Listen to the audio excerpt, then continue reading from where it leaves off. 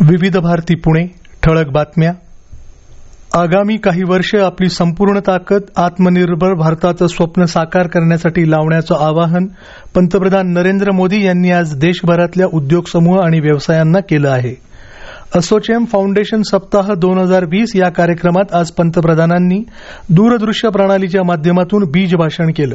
यावेळी पंतप्रधानांच्या हस्ते टाटा उद्योग समूहाला ASSOCHAM enterprise of the century हा पुरस्कार देण्यात आला. टाटा समूहाच्या वतीनं रतन टाटा यांनी हा पुरस्कार स्वीकारला. भारतीय सेना प्रत्येक संकटाचा सामना करण्यासाठी सक्षम आहे. देशाच्या सीमेवर होणाऱ्या कोणत्याही आक्रमणाला चोख प्रत्युत्तर देण्यासाठी भारतीय हवाई दल सज्ज असल्याचं संरक्षण मंत्री राजनाथ सिंह यांनी आज सांगितलं. हैदराबादमधील दुंडीगल इथल्या भारतीय हवाई दलाच्या अधिकाऱ्यांच्या दीक्षांत संचलनाची पाहणी केल्यानंतर ते आज बोलत होते. सोलापूर जिल्ह्यात गेल्या अनेक दिवसांपासून दहशत निर्माण केलेल्या नरभक्षक बिबट्याला काल वन विभागाच्या कर्मचाऱ्यांनी ठार केलं.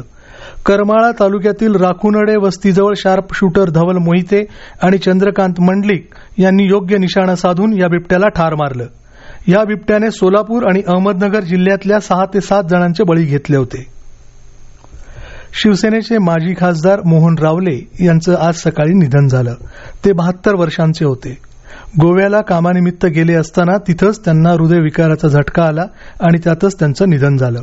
त्यांचा पार्थिव देह आज मुंबईत आणला जाणार आहे. भारतीय विद्यार्थी सेनेचं अध्यक्षपद त्यांनी भूषवलं होतं. दक्षिण मध्य मुंबईतून ते सलग 5 वेळा लोकसभेवर निवडून गेले होते. ॲडलेड क्रिकेट कसोटीमध्ये भारतीय संघ दुसऱ्या डावात 36 धावांवर गारद झालाय.